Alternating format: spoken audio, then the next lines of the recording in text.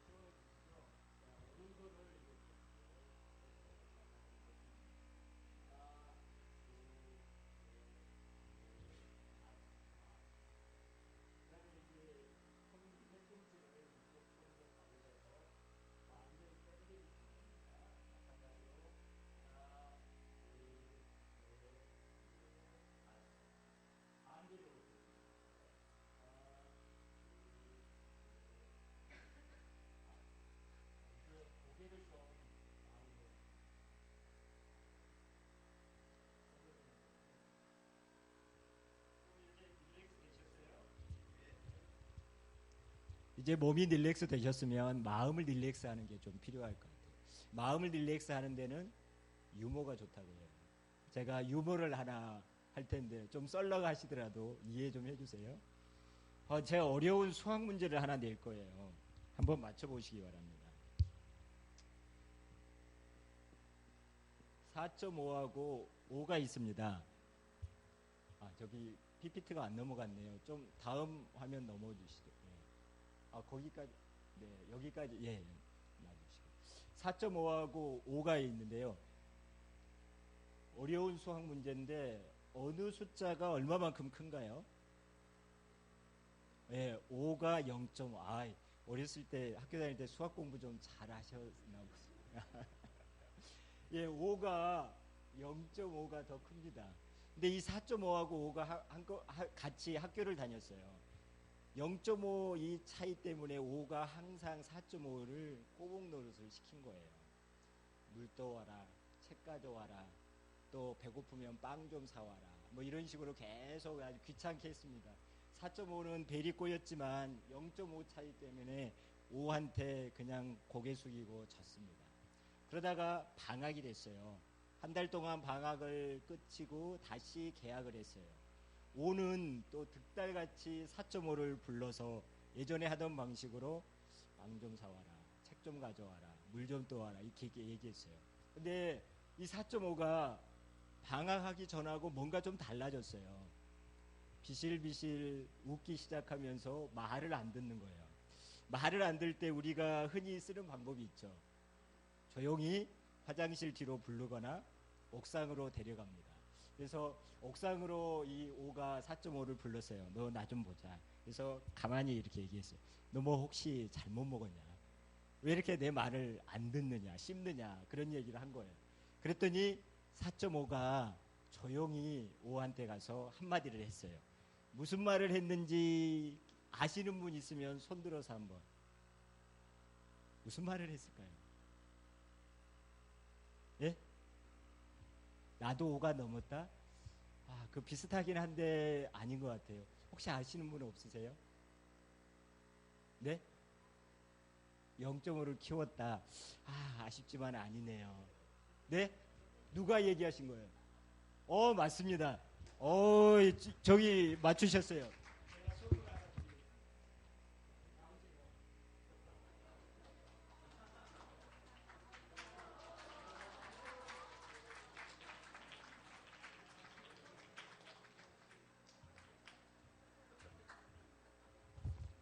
이해가 되시나요? 자, 방학 동안에 4.5가 점을 뺐어요. 자, 점을 빼니까 얼마가 됐습니까? 45가 된 겁니다.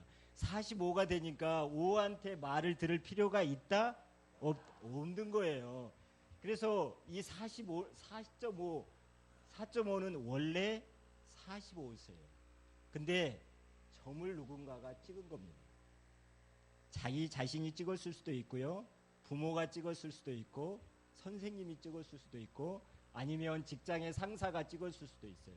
누군가가 점을 하나 찍음으로 인해서 이 원래 이 45였는데 4.5가 되고요. 하나 더 찍으면 0.45가 되고 이렇게 되는 겁니다. 뭐냐면 우리 원래 태어난 45의 모습으로 살아갈 수 있었는데 누군가가 이 사람의 마음속에 점을 하나 꼭 찍음으로 인해서 4.5로 살아갔다는 거예요. 제가 얘기하고자 하는 이 코칭이 어쩌면 여기 이렇게 찍혀 있는 점을 빼는 작업을 하는 거하고 비슷합니다. 여러분들도 여러분이 가만히 생각해 보면 여러분 마음속에 누군가가 점을 찍어 놨을 수도 있어요. 그 점들을 다 빼내버리면 내가 원래 태어난 그 아름다운 모습으로, 건강한 모습으로, 능력을 발휘하는 그 모습으로, 또 크리스찬 입장에서 얘기하면 하나님이 창조한 비전이 있고 계획이 있는 그러한 사람으로 충분히 살아갈 수 있다는 거예요.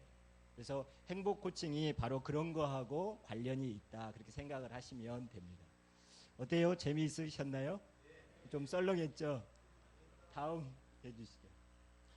오늘 제가 여러분에게 전하고자 하는 그 핵심 메시지는 세 가지입니다. 뭐냐면 첫 번째는 예수님은 우리의 코치가 되시고 여러분은 또 여러분이 데리고 섬기고 있는 목원들의 코치가 된다. 그 메시지를 하나 전달해 드리고 싶고요. 두 번째는 그러면 이 또 코칭이 무엇인지 여러분들에게 쉽게 가능한 한 사례를 들어서 설명을 드리고자 합니다. 그 다음에 세 번째는 그러면 이 코칭이 여러분들이 그 목자로서 그리고 리더로서 목원들을 섬길 때 어떻게 활용할 수 있는지 그 부분까지 설명을 드리도록 하겠습니다. 그러면 첫 번째, 여기 나와 있는데요. 첫 번째 제가 여러분에게 말씀드릴 수 있는 것은 주님은 우리의 코치가 된다는 거예요. 그 중에서도 정말 우리 인생의 최고의 코치가 된다, 그런 말씀을 드릴 수 있어요. 자, 그러면 먼저 한번 이 코칭이 잘 모르실 분들이 많이 있을 것 같아서 이런 질문을 한번 드려보고 싶어요. 여러분 코칭하면 뭐가 생각나세요? 떠오르는 거 자유스럽게. 스포츠. 네, 그렇죠. 스포츠 감독. 얼마 전에 우리 한국 아시안 축구 이렇게 나가서 제법 잘했죠. 코치, 즉 감독 한 사람 바꿨는데 이렇게 또 성적이 이렇게 잘 났어요. 이런 거 보면 코치가 무슨 역할을 하는지 조금은 그림이 그려지죠. 뭐냐면요, 코치가 직접 운동장에 나가서 뛰지는 않아요. 그렇지만 선수들을 적재적소에 잘 배치해서 이 선수들이 가지고 있는 능력을 최대한 발휘할 수 있도록 해주는 사람이다, 이거예요. 뭐냐면 각자 우리 사람들에게는 자기가 알든 모르든 자기 안에 잠재 능력이 충분히 있는데 그 잠재 능력을 충분히 발휘할 수 있도록 도와주는 사람이다. 이게 바로 코칭이에요. 자, 그러면 크리스찬 코칭은 뭐라고 얘기할 수 있냐면 하나님의 사람이 하나님의 비전에 맞게끔 살아갈 수 있도록 도와주는 거다. 이렇게 보시면 돼요. 하나님의 비전이 뭔가요? 하나님이 우리를 이 땅에 보내신 계획하심이 있고 목적하심이 있어요.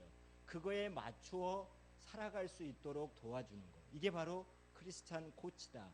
여러분은 저하고 같이 이제 1시간 하게 되면 초보 크리스찬 코치가 다 되시는 겁니다. 아시겠어요? 되실 의향이 없으신가 봐요. 있으시죠? 네, 그렇습니다. 그래서 우리 주님이 우리의 코치라고 하는 것은 이렇게 생각해 보시면 돼요. 성경의 여러 부분에 그 주님과 또 이렇게 많은 사람들하고 대화하는 장면이 나오는데 시간상 하나만 말씀드리면 요한복음 4장에 보면 우물가의 여인, 우리가 잘 아는 사마리아의 여인과 예수님이 대화하는 장면이 나오죠. 잘 아시죠? 우리 여기 뭐 장로님 뭐 이렇게 계시면 수없이 들어서 아실 거예요. 잠깐 이렇게 제가 말씀을 드리면 예수님이 그 사마리아 여인에게 물을 달라고 청하셨어요. 그러니까 그 여인이 아니 당신은 유대인이라면서 왜 사마리아인 나하고 상종을 하느냐 그 얘기를 했어요. 그러니까 예수님이 뭐라고 하셨어요? 내가 주는 이 물은 영원히 목마르지 않은 생수다 그렇게 얘기를 했어요. 그랬더니 그 여인이 귀를 쫑긋 세우면서 그런 물이 있으면 나를 좀 마시게 해달라. 그래서 다시 이곳에 물 길르러 오지 않게 좀 해주세요. 이렇게 얘기했어요. 그랬더니 예수님이 강력한 질문을 합니다.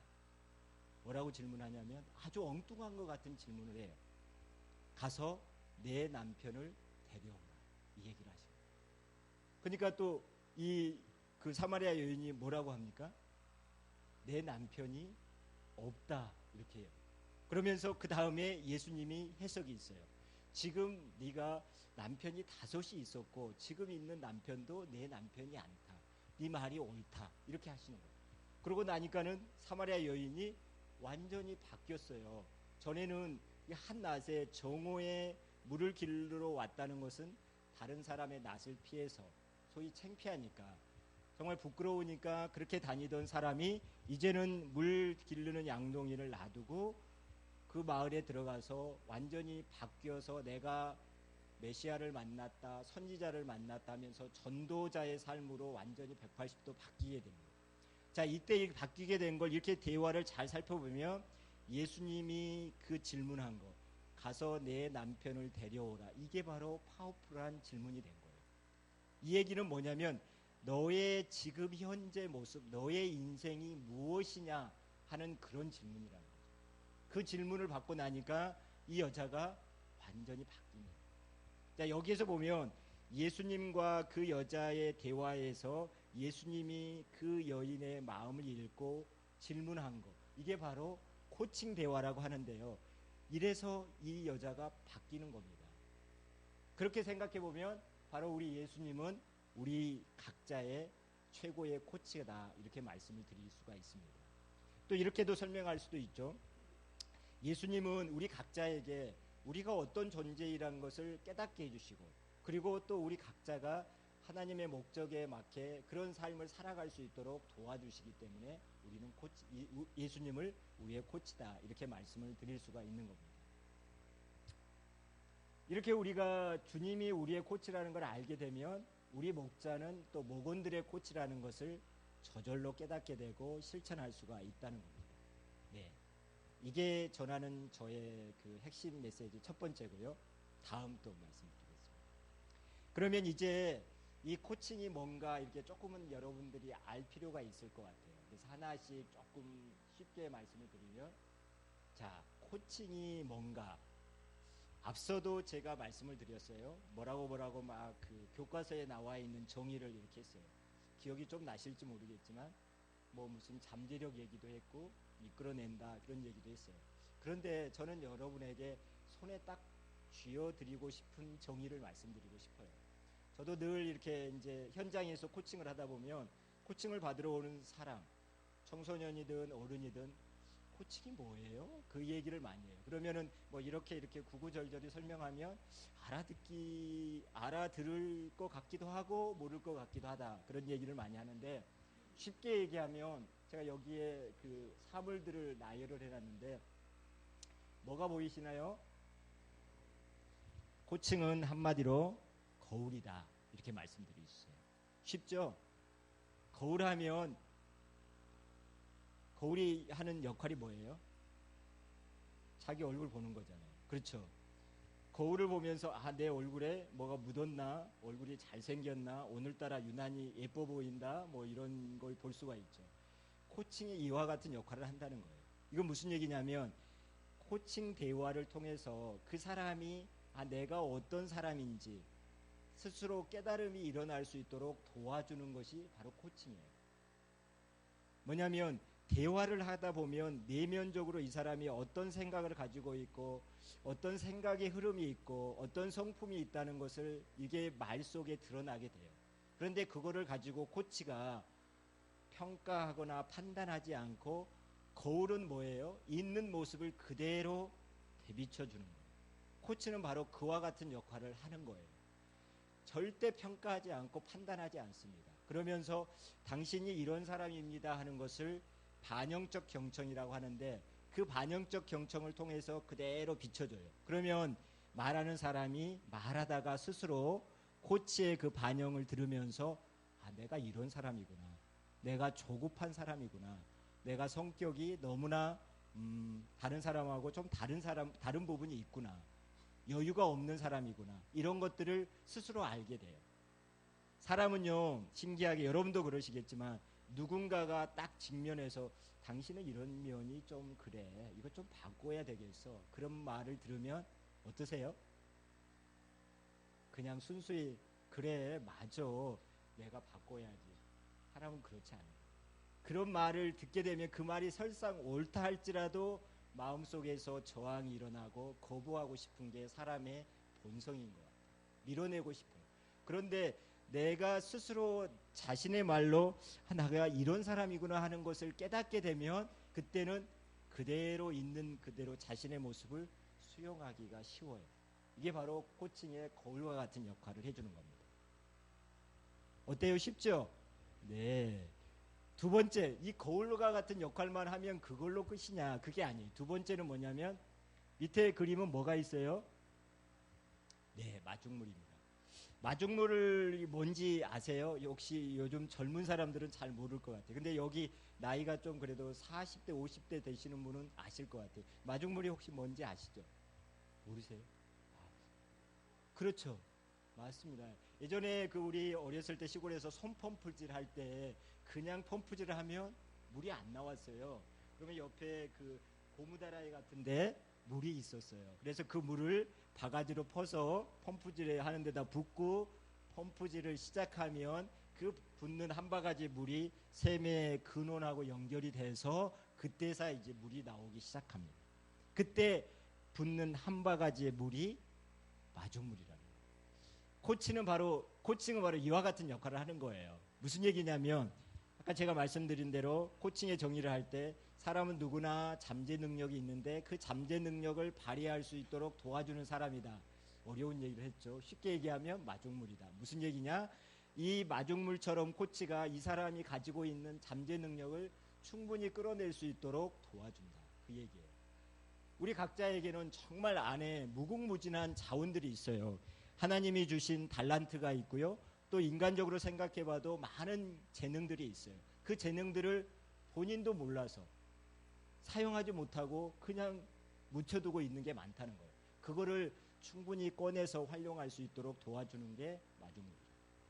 축구 감독, 축구 그 코치가 이 친구는 뭘 잘하는구나, 이 친구는 뭘 잘하는 거야 해서 그 친구가 잘할 수 있는 최적의 장소에 배치하고 최적의 시간에 또 선수 교체도 하고 이런 뭐 전술들을 해서 정말 좋은 결과를 낼 수 있도록 하는 것처럼 그런 역할을 해주는 게 바로 코치다, 코칭이다, 이렇게 얘기할 수 있습니다. 그러면 이 거울과 마중물을 하나로 합치게 되면 뭐냐면 택시라는 거예요. 택시의 역할은 뭐예요? 내가 현재 있는 곳에서, 내가 지금 여기 있어요. 여기 부천 여기 사랑교회에서 내가 지금 뭐 어디 서울의 신세계 백화점으로 가고 싶다. 그러면 내가 여기에서 필요한 경우에 택시를 타면 택시 기사가 어디 가고 싶으세요? 그러면 거기 가고 싶으면 이렇게 데려다 주는 거예요. 이게 택시인데, 그러면 물리적으로 공간적으로 내가 있는 이곳에서 이쪽으로 옮겨가는 거. 이게 무슨 얘기냐면 내면적으로 의미적으로 생각하면 내가 지금 현재 처해 있는 나의 모습이 이건데 내가 앞으로 성장하고 변화하고자 하는 그러한 모습은 이렇게 돼 있어요. 그러면 여기까지 성장하고 변화하고자 하는 그 모습까지 데려다 주는 거가 바로 코칭이다. 이렇게 보시면 돼요. 택시를 타고 내가 가고 싶은 곳이 있어요. 내가 정말 여유 있게 살고 싶고 지금보다 더 행복하게 살고 싶고 좋은 아빠가 되고 싶고 직장에서 성과를 내고 싶고 좋은 크리스찬이 되고 싶고 이러한 자기 목표하는 바가 있어요. 그 목표하는 바, 달성하고자 하는 그 꿈을 이룰 수 있도록 도와주는 게 코치다. 다른 말로 하면 행복 파트너다. 이렇게 얘기할 수가 있습니다. 다음 넘겨주시죠. 자, 그러면 이런 코칭이 왜 필요한가? 한마디로 얘기하면 이 코칭이 사람의 본성하고 딱 맞아 떨어져요.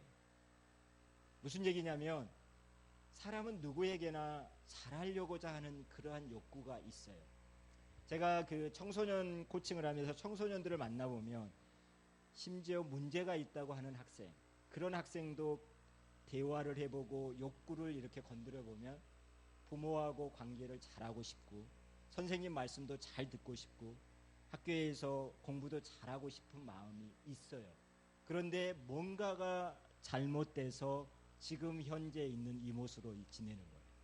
그리고 또 비즈니스 코칭을 통해서 일반 성인들을 만나면 성인들도 성과를 잘 내고 싶고 자신의 잘못된 습관을 고치고 싶고 관계를 정말 좋게 하고 싶고 이러한 욕구들이 있다는 거예요. 이게 바로 사람이면 누구나 있어요. 칼 로저스라는 심리학자는 이런 표현을 했어요. 책에 보면 감자를 어두침침한 방에 딱 놔두면 이 감자가 그곳에서 한 줄기 빛이 있고 정말 눅눅해가지고 습기도 없는데 그 와중에서도 싹을 피운다는 거예요. 그걸 보면서 이 세상에 모든 생명이 있는 유기체는 다 성장하고자 하는 그러한 욕구가 있다. 그걸 발견하면서 하물며 사람에게는 당연히 있다는 거죠. 그러면 무슨 얘기냐면 이러한 그 사람에게 있는 그 본성을 칼 로저스는 뭐라고 했냐면 자아 실현의 경향성이 있다. 이렇게 얘기했어요. 뭐 어려운 얘기인데 쉽게 얘기하면 누구나 다 잘 살고 싶고 누구나 다 성장하고 싶고 좋은 모습으로 살고 싶다는 그런 욕구가 있다는 거죠. 여기 있는 여러분들도 다 그런 게 있죠. 그런 게 있으시니까 이 늦은 시간까지 또 이렇게 참여도 하실 거예요. 그렇기 때문에 이 코칭이 거기에 딱 맞아요. 그 코칭은 뭐냐면 그 사람이 그런 그 욕구가 있는 것을 건드려줘서 자극을 주고 도전을 줘서 그 사람이 그걸 발현해낼 수 있도록 도와주는 거라는 거죠. 다음 넘깁니다.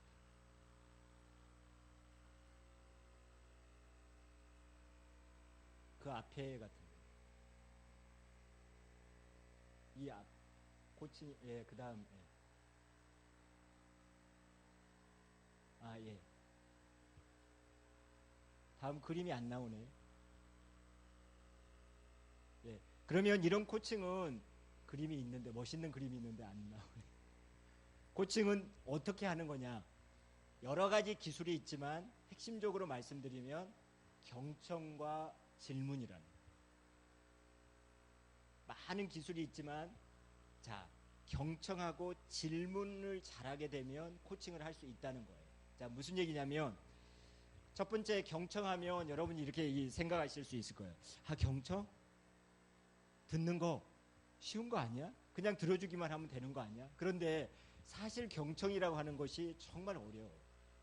많은 사람들하고 이렇게 코칭을 하다 보면 제일 힘든 부분이 이 경청이다, 그런 얘기를 많이 해요. 근데 뭐냐면 경청이라고 하는 것은 그 사람이 말하는 그 문자적으로 말하는 그 말뿐만 아니라 그 문자 속에 담겨 있는 그 사람의 마음, 그 사람의 의도, 그 사람의 감정, 이런 그 부분까지도 충분히 읽어줘야 하기 때문에 굉장히 어려운 부분이에요. 이론적으로 얘기하면 이런 설명을 드릴 수 있어요. 사람들이 잘 듣지 못하는 걸 말하는 속도하고 듣는 속도하고 차이가 있다고 해요. 뭐냐면 우리가 말하는 것은 1분에 보통 빨리 말하는 사람도 한 100단어 정도 얘기한다고 합니다. 그런데 우리가 듣는 것은 1분에 500단어 정도를 듣는데요. 그러면 이 100단어하고 500단어 5배 차이가 나는 동안에 우리의 뇌가 가만히 있으면 되는데 그렇지를 않아요. 뭐냐면 그 5배 차이 나는 동안에 어떤 생각을 하냐면 지금 말하는 거가 맞는 건가, 틀린 건가 판단하게 되고, 그리고 뭔가 얘기를 하게 되면 이 말이 무슨 뜻인가 스스로 해석하게 되고, 그리고 또 검증하게 되고, 비교하게 되고, 이런 여러 가지 그 작용들이 자기의 머릿속에서 생각이 돼요. 그러다 보니까 상대방이 말하는 것을 중간에 끊기도 하고, 말하는 것은 이렇게 얘기하고 있는데 자기 머릿속에서 막 생각하면서 자기 혼자 해석하고 판단하는 거예요. 그래서 잘 듣는다는 건 뭐냐면 잠시 그 사람이 말하는 동안 자기의 생각을 멈추는 거예요. 자기 생각을 하지 않는 거예요. 근데 이게 생각처럼 쉽지가 않습니다. 여러분 아마 그런 훈련을 해보셨는지 모르겠지만 아무 생각도 안 하고 가만히 있기 1분 쉽지가 않아요. 우리 어렸을 때 어른들이 그런 얘기 했잖아요. 사람은 하루에 몇 가지 생각을 하는지 아세요? 5만 가지 생각을 한다고 하잖아요. 어르신들이 5만 가지 생각을, 그런 것 같아요. 5만 가지, 5만 번의 생각을 할 정도로 우리 머릿속에서는 계속 생각이 돌아가는데 그 생각을 내려놓는 거, 그거가 쉽지 않다. 그러면 잘 들으려면 어떻게 들어야 되느냐? 듣기의 도구를 몇 가지로 활용하시면 되는데 제가 여기서 잠깐 말씀드리면 이것도 하나 여러분이 코칭의 기술을 배우는 거예요. 첫 번째는 귀로 듣는 겁니다. 당연한 거죠. 우리 귀를 두 귀를 쫑긋 세우고 저 사람이 무슨 말을 하나 놓치지 않고 잘 들어주는 거예요. 이게 기본이에요. 근데 들을 청자도 보면 들을 청자 귀 이자 밑에 한자를 아시면 알겠지만 임금왕이 있어요. 어떤 자세로 듣냐면 왕 앞에서 왕이 말하는 것을 듣는다는 그런 마음으로 들으시면 일단 잘 듣는 기본 자세가 됩니다.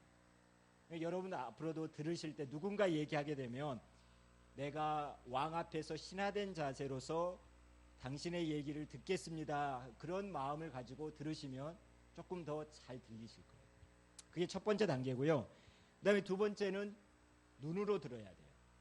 지금 여기도 보면 저하고 눈을 잘 마주치시는 분이 있고 어떤 분은 잘 안 마주치시는 분이 있어요. 눈길 좀 저한테 주세요. 다 이렇게. 이 누군가 얘기를 잘 듣는다는 것은 저 사람하고 눈을 마주치는 거예요. 학생들이 공부를 잘하는 학생은 뭐냐면 학교 선생님한테 물어보면 그 반에 들어가면 나하고 끝까지 수업 시간 내내 눈길을 마주치는 그 학생은 분명히 공부를 잘해요. 공부 잘하는 방법도 어렵지 않아요. 선생님이 말하는 것을 잘 듣는 것, 잘 듣기 위해서는 뭐 하냐? 귀를 쫑긋해서 듣고 시선을 그 사람에 계속 따라가는 거. 이게 바로 잘 듣는 거예요. 남녀가 처음 만나서 데이트를 할 때, 사랑할 때 어때요? 시종일관 상대방을 봐도 질리지 않아요. 우리가 그런데 살아가면서 조금 지나면 어때요? 저기 싱크대에서 일하면서 TV 보면서 여보 뭐 오늘 뭐 서로 얼굴도 안 보고 이렇게 얘기하는데 정말 우리가 잘 듣는다는 것은 그 사람의 얼굴을 보면서 그 사람의 눈을 보면서 계속 들어주는 거. 이게 바로 잘 듣는 거예요. 그래서 귀로 듣는다, 눈으로 듣는다. 그 다음에 세 번째는 우리의 입으로 듣는 거예요. 입으로 듣는다 하니까 좀 의아하게 생각하실 수도 있는데 이것도 잘 듣는 거예요. 무슨 얘기냐면 아까 제가 상대방이 말하는 것을 거울로 비춰준다 그렇게 얘기하면서 반영적 경청을 한다 그런 말씀을 드렸어요. 이건 뭐냐면 반영적, 이게 바로 비춰준다는 한자 말이잖아요. 그게 뭐냐면은 상대방이 말하는 것을 갖다가 내가 그대로 듣는 것을 표현해 주는 거예요. 그게 바로 내가 지금 당신의 말을 내가 철저하게 경청하고 있습니다 하는 그런 시그널을 주는 겁니다. 이게 정말 필요해요. 쉽게 얘기해서 우리나라 말로 맞장구를 쳐준다고 하잖아요. 그냥 그런 얘기 많이 들어보셨을 거예요. 요즘에 뭐 그런 거 많이 하니까 그렇구나 뭐 얘기했을 때 그렇구나 오 그래 정말이네 이런 것들이 다 내가 입으로 듣는 것을 표현해 주는 거예요. 이게 바로 가장 기본적인 잘 듣는 방법이에요. 조금 더 여러분에게 그 좋은 스킬을 가르쳐 드리면 이런 게 있어요. 입으로 듣는 것도 이제 그 백트래킹이라고 하는데 뭐 이런 용어는 아실 필요도 없지만 쉽게 얘기하면 이런 거예요. 뭔가 이렇게 질문을 던져. 너 지난주에 무슨 일 했니? 지난주에 영화 봤어. 그러면 지난주에 영화 봤어 했을 때 핵심 말이 뭔가요? 영화죠. 그러면 듣는 사람이 그 핵심 키워드만 되뇌어 주는 거예요. 영화? 그러면 그 사람이 이 사람이 내 얘기를 잘 듣는구나. 영화를 봤는데 국제시장을 봤어. 그런데 국제시장에 이러이러한데 국제시장?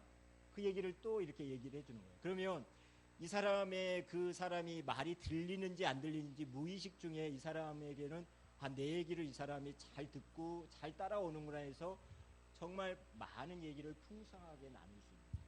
이게 바로 그 백트래킹이라고 하면서 이렇게 용어를 주고 있는데 그걸 모르셔도 되고 저 사람이 얘기하는 것 중에 핵심 말만 한두 말만 내가 따라서 해주게 되면 잘 듣는다는 겁니다. 이게 바로 입으로 듣는 거예요. 이게 반영적 경청이고요. 또 한 가지 이제 그 잘 듣는 도구는 몸으로 듣는 거예요. 몸으로 듣는 건 뭐냐면 그 사람이 말할 때 비언어적인 메시지들이 있어요. 제스처가 있어요. 그런 제스처를 따라서 하는 거예요. 전문 용어로 하면 미러링이라고 하는데 거울처럼 따라한다고 하는데 그것처럼 내가 잠깐 따라서 해주는 거예요. 그러면 그 사람이 이 사람이 정말 내 얘기를 잘 듣고 있구나. 나한테 온통 푹 빠져 있구나. 그래서 정말 자신의 얘기를 오픈하면서 충분히 나눌 수가 있습니다.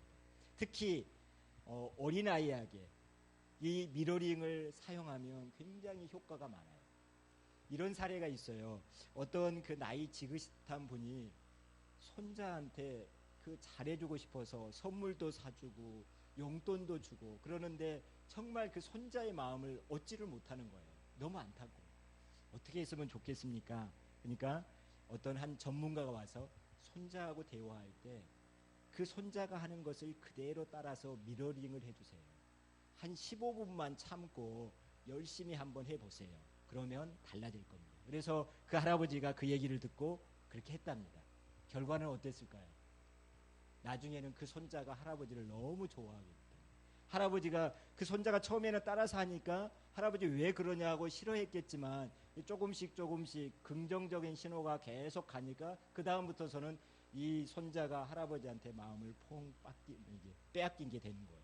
이렇게 미러링이 효과가 있습니다. 경청 말씀드렸고요. 그 다음에 질문. 코칭의 핵심적인 또 그 스킬이 질문이거든요. 아까 제가 예수님과 사마리아의 대화에서도 그 예수님의 강력한 질문, 가서 내 남편을 데려오라 이렇게 했던 것처럼 질문이 중요해요. 질문을 하게 되면 우리 사람은 그때부터 생각을 하게 됩니다. 질문을 하지 않으면 우리의 의식이 항상 밖으로 향해 있어요. 우리의 의식이 뭐 여러분도 다 잘 아시겠지만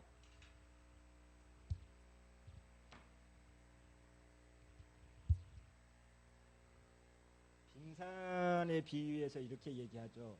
그래서 위에 나와 있는 10%, 90% 있는데 이 10%가 우리 의식의 그 외부에 나와 있는 의식이고 이 90%가 뭐 무의식이다, 잠재의식이다 이런 말들을 많이 하고 있습니다. 그러면 이 평상시에는 이 의식이 여기에서만 활동을 하고 있어요. 그런데 이 내면의 세계, 무의식의 세계를 볼 때는 질문을 할 때 그때 비로소 내면을 바라보게 된다는 겁니다. 그러면 이렇게 질문이 정말 중요한데 질문을 어떻게 하느냐에 따라서 생각의 흐름이 달라져요. 쉬운 예를 하나 드리면 기도하고 담배. 기도하는 중에 담배를 피는 게 맞을까요? 틀릴까요? 어떤 두 사람이 가서 이렇게 서로 논쟁이 붙었어요. 그래서 서로 해결이 안 되니까 야 그러면 이거 우리끼리 싸우지 말고 우리 선생님한테 가서 물어보자. 그래서 지나가는 유대인 랍비한테 가서 어떤 이제 한 사람이 먼저 가서 물어봤어요. 랍비님, 제가 하나 질문이 있는데요. 담배를 피는 중에 기도를 하면 됩니까? 그리고 물어보니까 그 랍비가 아니 형제님, 기도는 거룩한 것인데 담배를 피는 중에 기도를 하다니 안 되죠. 그러니까 딱 돌아와서 봐봐, 내가 랍비님한테 물어보니까 기도하고 담배하고 할 때 안 된대. 그렇게 얘기했어요.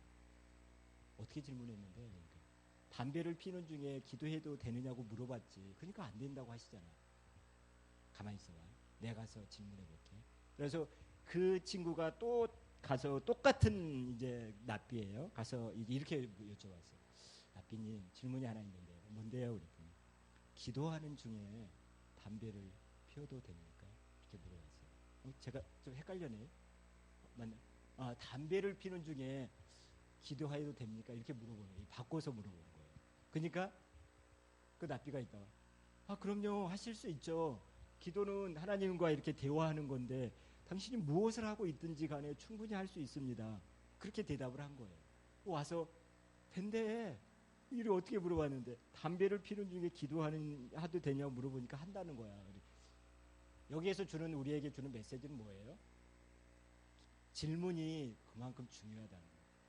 어떻게 질문을 하느냐에 따라서 이 사람의 생각의 흐름이 바뀐다는 거예요. 그러면 우리가 이렇게 질문할 때 질문을 정말 신중하게 해야 돼요. 잘해야 돼요. 그래서 이 사람이 어떤 부분에 대해서 질문하는 걸 보면 이 사람의 수준을 알 수 있다고 하는 거예요. 우리가 잘 아는 유대인의 그 교육에 보면 그런 게 있잖아요. 오늘 학교에서 무엇을 배웠니? 이렇게 물어보는 게 아니라 오늘 학교에 가서 너는 무엇을 질문했니? 이렇게 물어본다고 하잖아요. 질문한다는 거가 정말 중요한 거예요. 그래서 여러분도 여러분 스스로에게 내가 내 스스로에게 질문하고 답하는 거, 자문자답한다고 하잖아요. 이렇게 하게 되면 여러분이 성장하게 돼요. 근데 이제 이거를 자문자답하는 게 한계가 있거든요. 자기 안에 울타리에 갇혀질 수 있고요. 자기가 보는 거 이상으로는 보지를 못해요. 그렇기 때문에 제3자, 누가 필요하다? 코치가 필요하다는 거예요. 그래서 코치가 그 사람의 말을 충분히 들어주고 난 다음에 그 사람의 새로운 관점, 새로운 시각, 새로운 능력을 발견할 수 있도록 질문을 던지는 거예요. 질문을 받으면 이 사람이 그때 그 질문을 받는 순간 머릿속에서 생각이 돌아가는 거죠. 자기의 내면을 바라보게 되는 겁니다. 평상시에는 이 10% 의식으로만 생활을 하다가 자기 안에 이 90% 엄청난 보고가 있고 자원이 있는 거거든요. 여기에 있는 것들을 바라보기 시작하는 거예요.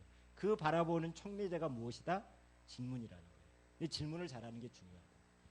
그러면 좋은 질문이 있고 또 나쁜 질문이 있어요.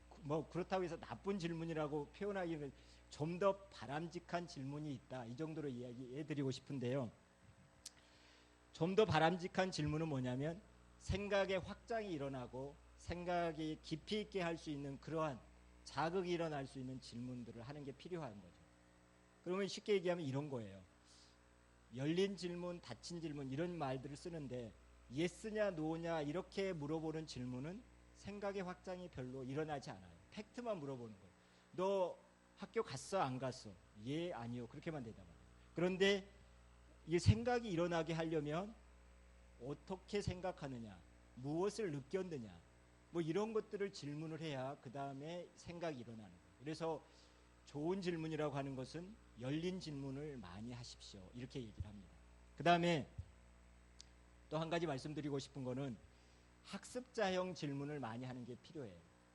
질문을 하게 되면 심판자형 질문이 있고 학습자형 질문이 있습니다. 심판자형 질문은 뭐냐면 뭔가 잘못했을 때 질책성 질문이에요.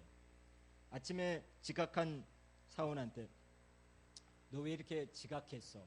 이거는 질책하는 거예요.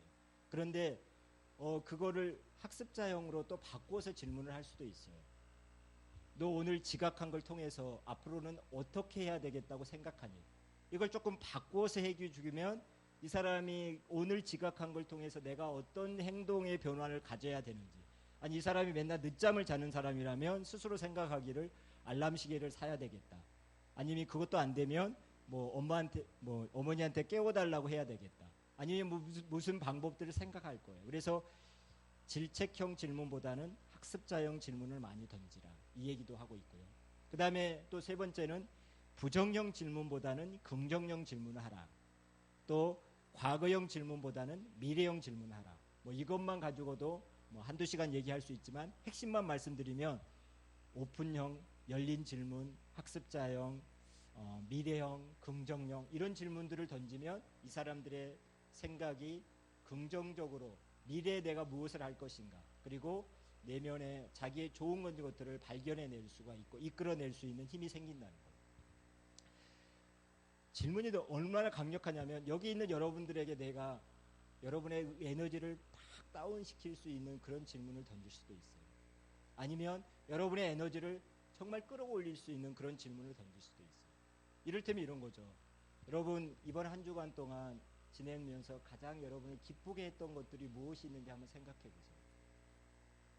이 질문을 듣는 순간 그래 뭐 무거운 일이 즐거운 일이 있었지? 그런 생각들을 하게 된다는 거예요. 사람의 본성은 그래요. 그래서 질문이 긍정적으로, 질문이 미래형으로, 앞으로 너는 어떻게 살 것이니? 우리 청소년들, 앞으로 너는 꿈이 무엇이니? 하나님의 비전에 맞춰서 너는 어떻게 무슨 일을 해볼 거니? 이런 질문을 하게 되면 이 질문을 듣는 순간 우리의 마음은 뭔가 뜨거워지고 뭔가 에너지가 생기고 뭔가 긍정적인 것들을 찾아보기 시작하는 거예요. 그런데 거기에 정말 에너지를 다운시키고 부정형으로 심판자형으로 계속 질문을 하게 되면 듣는 그 상대방이 그렇게 될 수밖에 없다는 거죠. 그래서 질문이 정말 강력하다는 거예요. 다음. 그러면 이 코칭은 누구에게 필요하냐? 수많은 군중들 모든 사람에게 필요해요. 근데 정말 제가 그 놀라운 얘기를 들었어요. 저는 모든 사람들이 이렇게 그 코칭이 필요하다고 생각하면서 말이 통하는 사람하고 코칭이 된다고 생각을 했는데 바로 며칠 전에 예전에 연세 코칭 아카데미에서 같이 공부를 했던 사람을 몇 년 만에 만났어요. 근데 그분이 나이가 많은 권사님이시면서 코칭을 하시는 분인데 경험을 하신 걸 얘기를 해주신 거 보면서 저도 한 그 시각이 띄어졌는데 3세 이하 그 영유아들한테도 코칭이 된다. 그 얘기를 듣고 깜짝 놀랐어요. 실직이 있었던 본인이 경험한 건데 이분의 딸이 미국에 있는데 미숙아를 낳았어요. 1.1kg. 저는 이제 감이 잘 없는데 굉장히 미숙아도 이렇게 힘든 거. 그래서 인큐베이터에 그 몇 개월 있는 동안에 그걸 보니까 그 딸이 거의 눈물바람으로 지냈대요. 그러면서 그 인큐베이터에 있는 아기가 그 많은 그 선이 있는데 고통스러워서 막 이 선을 막 이렇게 끊으려고 그러고 막 몸부림치는 걸 보면서 얼마나 부모 마음이 아팠겠어요. 그런 그걸 보면서 이 권사님이 내가 한번 가지고 배운 이 코칭을 좀 적용을 해봐야 되겠다 생각을 하면서 하셨다는 거예요. 우리가 귀를 쫑긋 세우고 들어봤더니 이 얘기를 하는 거예요. 그 인큐베이터에 있는 그 아기한테 듣지도 못할 것 같은데 이런 얘기를 했다는 그 마음을 읽어주는 거예요. 지금 인큐베이터에 있는 네가 얼마나 힘드니 마음을 읽어주는 거죠. 야, 네가 정말 힘들어서 이걸 막 끊어버리고 싶고 고통스럽구나. 그 마음을 읽어주고 그리고 할 수만 있다면 네가 그렇게 힘든 걸 조금만 참아주면 좋겠다. 그걸 표시하면서 이렇게 손이 힘들어서 끊으려고 하다가 이렇게 손을 좀 펴줬으면 좋겠다. 그걸 계속 반복적으로 얘기를 했대요. 그런데 제가 이렇게 얘기하는 거는 놀라운 일이 일어났다는 거예요. 3일째 되는 날 정말 그 아이가 그 얘기를 듣는 것 그대로 똑같이 손을 들어서 이걸 끊으려고 하다가 끊지를 이렇게 하지 않고 평상시하고 달리 손을 이렇게 편안하게 내려놓은 그 모습을 봤대요. 그러면서 이 권사님은 이제 그 3세 이하 그 영유아들한테도 코칭을 필요하다. 코칭을 해야 되겠다. 그 생각을 하게 됐다는 거예요. 그리고 특별히 그 엄마들한테 자녀를 키우는 그 엄마들한테 이런 부분에 대해서 좀 전달을 하고 좀 코칭도 가르치고 그렇게 했으면 정말 좋겠다 하는 거예요. 그러면서 우리가 그 제일 엄마들이 많이 쓰는 말이 하지 마. 영어로 말하면 no. 그리고 공부해. 이 두 가지라는 거예요. 아마 생각해 보면 그럴 거예요. 우리 부모님들이 자녀들한테 하는 말 제일 많이 쓰는 말이 하지 마. 공부해. 두 가지였을 거예요. 그런데 하지 마. 공부해. 이거 하지 말고 그 마음을 읽어주고 또 그걸 그 무슨 말로 이렇게 설명을 해주고 이렇게 하는 거가 필요하다는 거죠. 그렇게만 하게 되면 그 사람의 인생이 얼마나 달라지겠어요. 그래서 우리 그 뭐 이렇게 심리학 뭐 이런 거 얘기를 안 해도 여러분 상식적으로 알고 있을 거예요. 어렸을 때 엄마하고의 그 친밀감, 애착 관계가 잘 건강하게 형성된 아이가 건강한 아이로 자라고 건강한 아이가 돼서 또 건전한 성인이 된다는 거 너무나 잘 알 거예요. 그러면 그 듣지 못하고 통화가 이렇게 소통이 안 되는 그 아이라 할지라도 엄마가 코칭적인 마인드로 그 아이를 공감해주고 좋은 말로 질문해주고 좋은 말 얘기해주게 되면 그 아이가 얼마나 멋있는 아이로 자라겠어요. 정말 그런 생각을 하게 됐습니다. 그래서 한마디로 코칭은 그런 그 3세 이하 어린아이뿐만 아니라 정말 사람이면 누구나 다 가능하다. 그런 말씀을 드리고 싶습니다. 다음. 그러면 코칭을 언제 하느냐? 원래 그 계약을 맺어서 하게 되면 내가 당신하고 코칭을 하기 위해서 언제 만납시다. 그리고 일주일에 한 번 만나서 어디서 만나서 1시간 합니다. 이렇게 하는 것이 이제 일반적인 코칭인데 여러분들은 이제 그런 게 아니기 때문에 제가 말씀드릴 수 있는 거는 언제든지 할 수 있다는 거예요. 무슨 얘기냐? 여러분들이 이제 코칭적인 마인드를 가지고 코칭이 뭐다는 것을 조금 아셨으면 그걸 가지고 내가 자녀를 만날 때, 여러분이 섬기는 목원들을 만날 때, 여러분의 누구 친구를 만날 때 내가 코칭적인 대화를 한다면 그게 바로 코칭이 되는 거예요. 바로 엊그제 우리 집에서 있었던 일을 하나 소개해 드릴게요. 저희 아들이 군대에 갔다가 이제 제대할 때가 얼마 안 남았어요. 그래서 마지막 휴가라고 나와서 친구들하고 제주도 3박 4일 여행을 갔다가 왔어요. 갔다 와서 이제 그 밖에 추어탕 집에서 추어탕을 먹으면서 이제 잠깐 대화를 하는데 제가 또 누구예요? 아빠면서 코치잖아요. 그래서 뭔가 이렇게 좀 코칭적인 대화를 해야 되잖아요. 그래서 뭐라고 얘기했냐면 그래 아들이 이름이 하림인데 하림아 이렇게 제주도 여행은 잘 갔다 왔니? 잘 갔다 왔어요. 그래서 질문.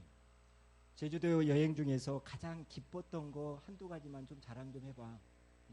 띄워주는 거죠. 그러면 이제 막 얘기해. 어디 가고. 그러면 그때는 어떻게 해야 돼요? 백트래킹. 그 단어 한두 개만 딱딱 던져주는 거예요. 그래. 성산일출봉. 그래. 우도. 이렇게 말을 하게 되면 막 신나서 얘기를 하는 거죠. 우리 막 얘기를 해줘요. 다 얘기하고 나면. 좋았겠다. 이렇게 한 다음에. 그 다음에 또 질문 또 한두 개 해야 되잖아요. 그래서 순간 뭘 할까? 이게 떠오르더라고. 그러면 하림아 이번에 여행에서 여행지에 네가 남겨놓은 것은 무엇이고 가져온 것은 무엇이니? 멋있는 질문 아니에요? 그렇게 딱 하니까 얘가 또 더 멋있는 답변을 하는 거예요. 저도 생각지도 못했는데 가만히 생각하다가 아빠 남겨놓은 것은 돈을 남겨놓고 왔고요. 가져온 거는 재미를 가져왔어요. 야 재미? 그리고 또 뭐가 있니? 그랬더니 경험도 가져오고요. 친구들하고의 추억도 가져왔어요. 정말 멋있잖아요. 제 질문을 딱 하니까 정리가 됐어요. 돈을 거기다 남겨놓고 오고 가져온 거는 재미, 경험, 추억을 가져왔다. 여기서 끝나는 게 아니라 한 발 더 밀어붙여야죠. 그래서 그 멋있는 거 가져왔다.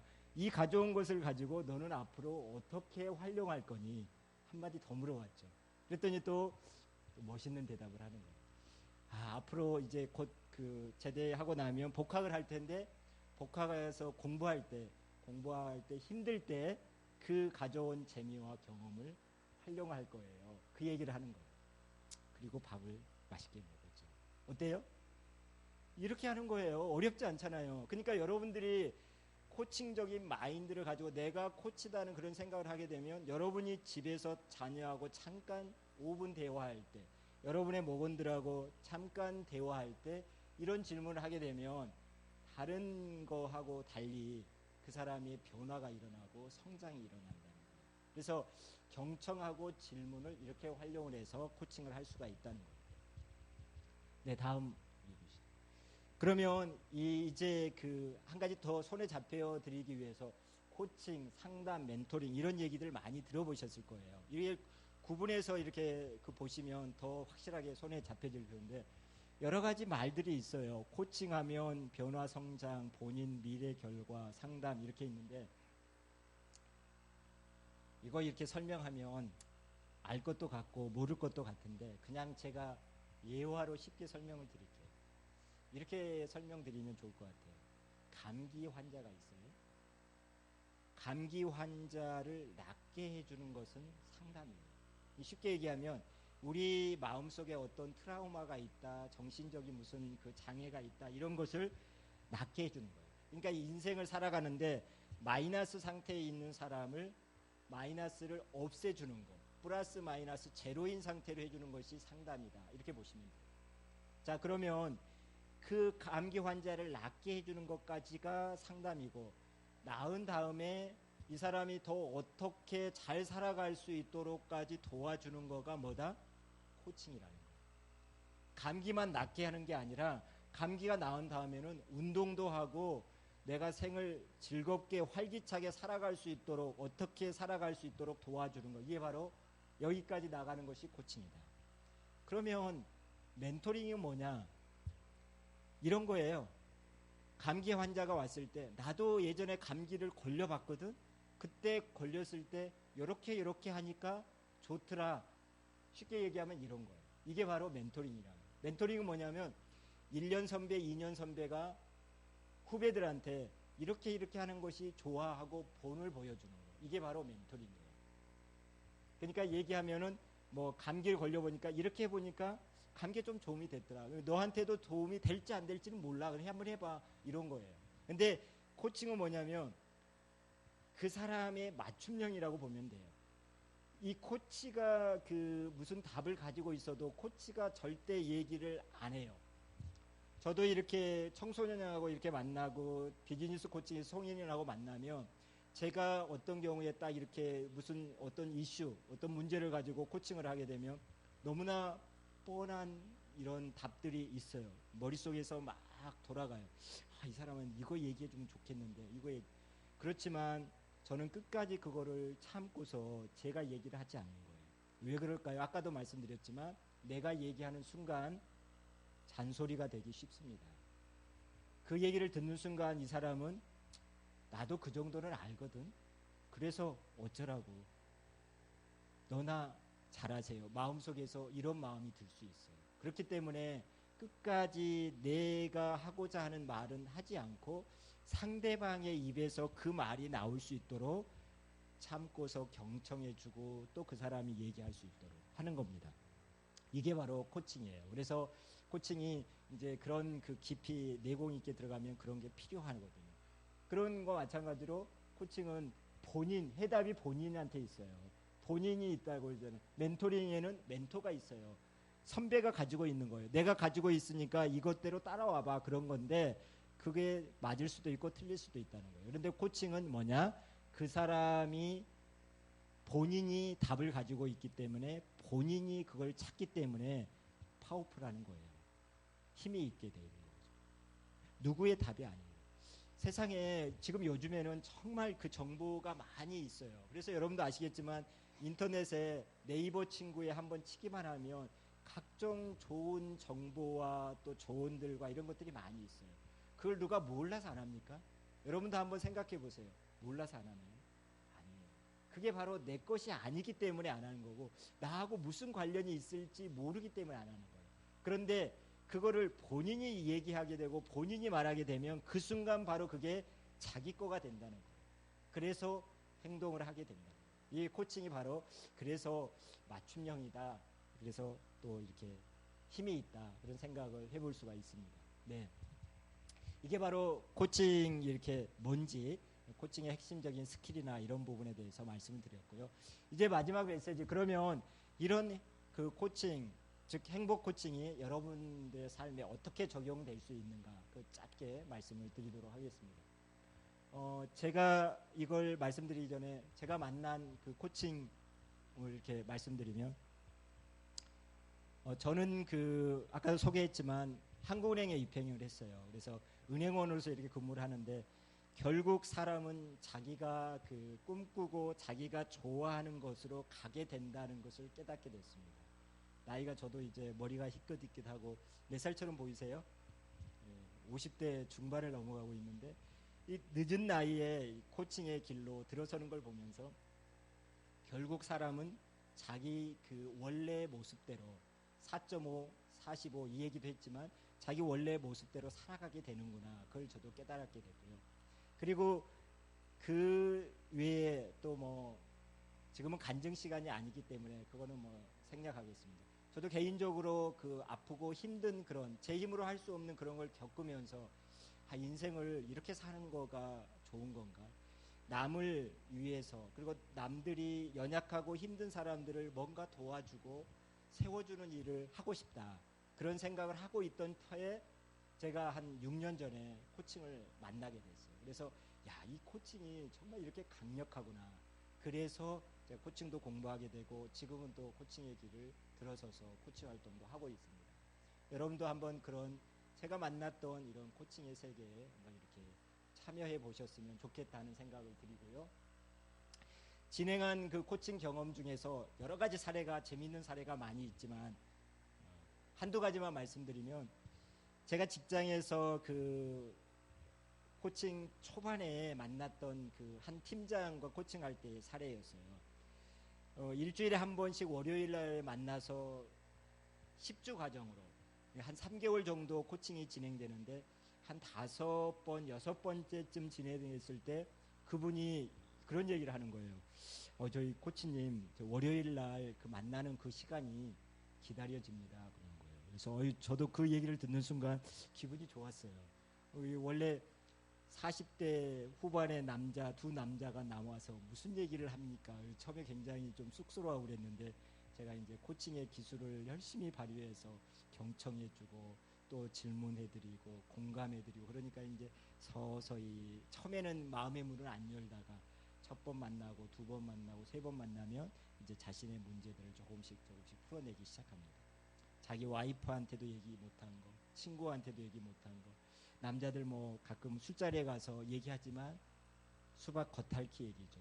자기 진실적인 내면에 있는 얘기는 잘 못하죠. 근데 처음에는 이 나포 관계, 신뢰 관계가 형성되기 전에는 얘기가 쉽지 않지만 조금씩 털어놓게 돼요. 그러면 이제 그런 관계를 한 6회차 왔을 때 그 얘기를 하는 거예요. 그래서 너무 반가워서 어떻게 그렇게 됐어요? 그랬더니 더 깊은 얘기를 하는 거예요. 자기가 그 한국은행 팀장으로서 새벽에 잠이 깰 때가 많은데, 잠이 깨면 잠을 못 잔대요. 왜요? 스트레스 때문에. 직장에 나가서 오늘 또 이 일을 해야 되는데, 팀원들하고 이렇게 만나서 해야 되는데 걱정이 돼서 잠을 못 잘 때가 너무 많다. 그런데 그 다음이 중요한 거죠. 저하고 코칭을 하면서 새벽에 잠이 깰 때가 덜어 있는데 이제는 잠을 잘 잔다는 거예요. 너무나 기뻤어요. 그래서 어떻게 그렇게 됐어요? 그랬더니 그분이 그 얘기를 하는 거예요. 상황은 똑같습니다. 여러분 저를 만날 때 하고 만나지 않을 때 상황은 똑같은데, 그 상황이 똑같고 문제가 똑같은데 그 문제를 바라보는 자기의 마음이 달라집니다. 한 발짝 벗어나서 그 문제를 바라볼 수 있는 힘이 생겼다는 거예요. 이게 엄청난 변화인 거예요. 그러다 보니까 이 그 팀장님 생각에 이제 내가 출근해서 일을 하면 되지, 그런 생각을 하게 된 거예요. 그러다 보니까 잠을 잘 자게 됐다는 겁니다. 코칭을 받게 되면 여러분 잠도 잘 자게 됩니다. 그 다음에 두 번째 하나는, 아니에요, 잠깐만. 두 번째 하나만 또 말씀드리면, 청소년을 코칭할 때예요. 이 학생은 여학생이었어요. 대학교 2학년 이렇게 그 다니다가 1년 휴학을 하고서 휴학이 거의 끝나갈 무렵에 저한테 이제 코칭 받으러 왔어요. 근데 이 학생의 코칭의 주제는 뭐냐면 자기가 지금 이 가고 있는 이 선택한 과가 자기 적성에 맞는지 알고 싶다. 그리고 에너지가 많이 떨어져 있는데 에너지를 좀 끌어올리고 싶다. 그거였어요. 그래서 이제 코칭을 그 학생하고는 8회 그 코칭을 하기로 하고 했어요. 굉장히 집이 멀었는데 열심히 마다하지 않고 저하고 만나러 다녔어요. 그런데 그 중간에 이렇게 코칭을 하다 보면 지금도 생각나는데 뭔가 이렇게 질문을 하고 이렇게 얘기를 하면 이 학생이 빤히 저를 쳐다보면서 초창기에는 그래서 코칭 받으러 왔잖아요. 제가 잘 모르겠어요. 그런 이야기였어요. 그래서 굉장히 에너지가 막 다운이 되고 그랬어요. 그래서 이 학생에 내가 어떻게 도와줄까 고민하다가 아 그래 강점 이 사람이 가지고 있는 장점 이 부분을 건드려 줘야 되겠다. 그래서 이제 코칭에 보면 그 강점 검사하는 게 그런 게 있었어요. 그래서 그걸 검사를 해서 상위 5개의 강점을 가지고 5개의 강점을 가지고 계속 놀았어요. 이걸 이렇게 혼합도 해보고 또 거기서 파생도 해보고 그래서 강점을 가지고 충분히 이렇게 에너지를 끌어올린 다음에 이 강점을 가지고 너는 앞으로의 인생의 계획을 20년 뒤에 어떻게 해볼 거니? 그러니까 인생의 20년 뒤에 계획을 짰어요. 그리고 난 다음에 그러면 반으로 쪼개서 10년을 짜보자. 그리고 또 반을 쪼개서 5년을 짜보자. 그렇게 하게 되니까 그러면은 20년 뒤에 내가 이런 인생의 모습이 있고 5년 뒤에 그리고 5년을 또 쪼개서 1년 뒤에는 어떻게 이렇게 하게 되니까 이 학생의 에너지가 당연히 올라가고 1년 뒤에는 내가 어떻게 해야 되니까 지금 현재 내가 선택한 과가 맞는지 틀린지 그것도 알게 됐습니다. 그런데 이 학생의 변화가 있었어요. 여학생이었는데 얼굴에 처음에 저하고 만날 때는 이게 뭐가 많이 났어요. 뾰루지라고 하죠. 이런 것들이 많이 났는데 거의 한 달 반, 2달이 다 돼갔을 때 그 뾰루지가 거의 다 사라졌어요. 그 학생의 엄마도 그거를 보고 깜짝 놀랐어요. 야, 너 저기 코칭 받으니까 얼굴이 정말 피부가 좋아졌다. 예뻐졌다. 계속 더 받으라. 막 그랬는데 8회차 저기가 다 돼서 끝났어요. 그러니까 이 안에 이 학생에 있는 내면에 그런 어두운 것들이 사라지고 에너지도 올라가고 그러니까 아마 피부도 좋아진 것 같아요. 코칭 받으면 얼굴도 예뻐집니다. 네, 다음. 여긴 그냥 넘어가죠. 자, 그러면 그 코칭에 대해서 여러 가지를 얘기했는데 제가 그 코칭을 하면서 그 사람에 대한 여러 가지 통찰들을 보면서 몇 가지를 정리했는데 다 얘기하기는 뭐하고 한 3가지만 가져와 봤어요. 그래서 여러분 한번 메모하네. 첫 번째, 사람은 누구나 무엇을 좋아한다. 여기 무엇에 뭐가 들어갈 건지 아시는 분 있으면 한번. 네. 오, 예. 또 이렇게 선물을 드려야죠. 오세요. 칭찬을 좋아한다. 어떻게 아셨어요? 네. 잘 맞추셔서 선물 드리겠습니다. 네, 네. 사람은 누구나 칭찬을 좋아합니다. 뭐 이렇게 길게 설명할 필요는 없고 다 아실 거예요. 칭찬하게 되면 자존심이 올라가고 인정 욕구가 채워져서 정말 칭찬이 중요해요. 그래서 여러분 주변에 만나면 사람 많이 칭찬해 주세요. 빠르게 진행하죠. 그 다음에 2번째, 사람은 뭐가 제일 관심사다. 이것도 아시는 분. 선물이 하나 남았습니다. 사람은 뭐가 제일 관심사다? 모르시겠어요? 예? 공감? 아니네요. 지금 제가 얘기한 거에서 이렇게 좀 코칭 이런 힌트도 있을 것 같은데. 아쉽지만 그럼 제가 답을 드려요. 사람은 자기 자신, 즉 자기가 제일 관심사예요. 뭐냐면 여러분 한번 질문해 볼게요.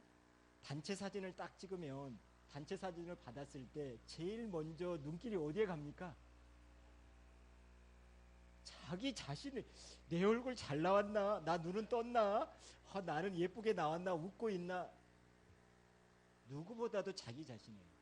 코칭은 뭐냐면 그 상대방이 자기 자신을 챔피언 만들어주는 거예요. 코치가 자기 얘기하지 않아요. 지금 코칭 받으러 온 P코치 이 사람을 최대한 챔피언을 만들어주는 거예요. 그 사람 얘기를 하세요. 그 사람 얘기 들어주는 거예요. 그렇게 하셨어요.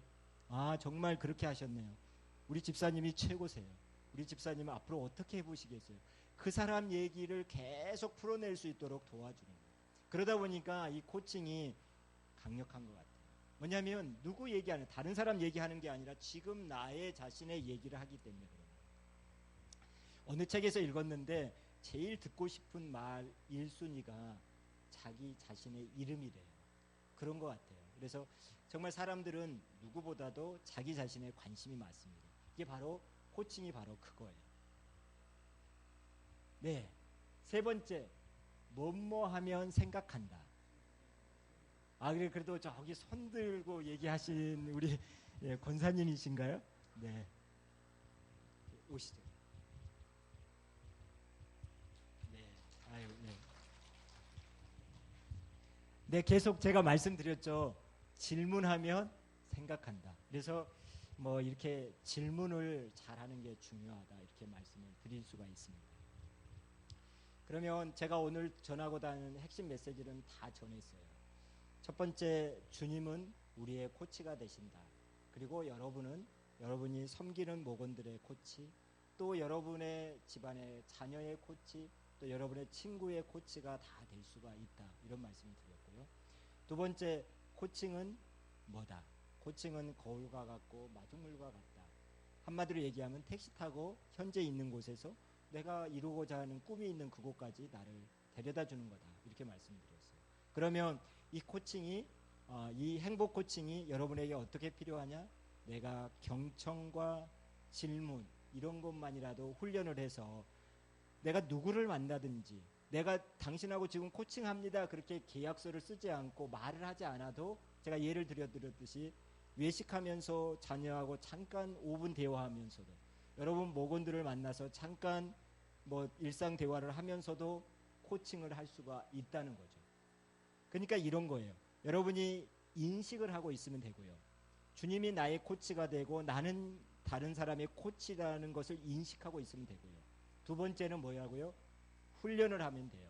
아, 경청 훈련을 하고 내가 질문 훈련을 하고, 질문이 이런 게 좋은 질문이라든가 잠깐 들으셨잖아요. 그런 걸 가지고 아, 내가 이런 질문들을 해보는 거예요. 이게 필요한 겁니다. 그리고 세 번째는 적용을 하는 겁니다. 이게 알기만 하고 적용하지 않으면 내 것이 안 돼요. 만일이라는 말이 있어요. 그 말이 무슨 말인지 아세요?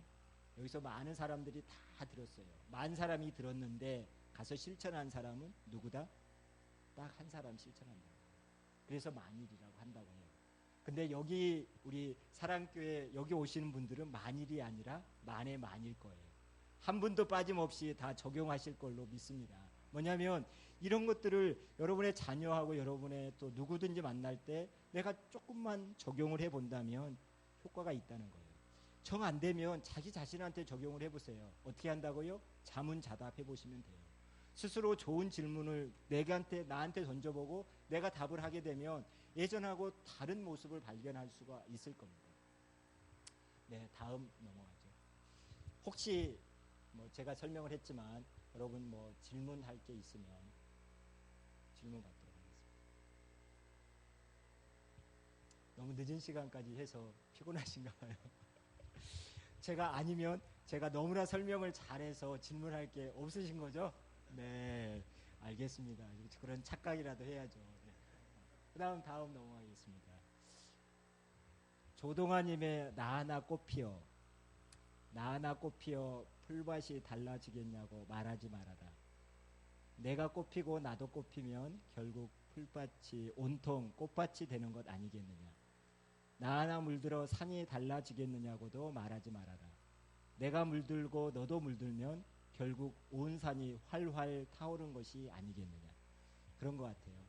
내 한 사람이 행복 코칭으로 행복해진다고 해서 뭐 얼마나 달라질까, 그렇게 생각하지 마시고, 여러분 한 사람이 변화되면 여러분의 그 목장이 변화될 거고, 또 여러분의 목장이 변화되면 여러분의 이 교회가 변화될 거고, 이 교회가 변화되면 이 지역사회, 또 우리 한국이 변화될 거예요. 그런 것 같아요. 그래서 정말 중요한 거는 한 사람이잖아요. 한 사람이 정말 변화되면 이 한 꽃이 피면 꽃밭이 되듯이 여러분 한 사람이 정말 그렇게 소중하고 귀한 것 같습니다.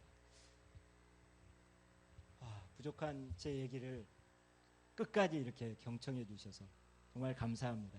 고맙습니다.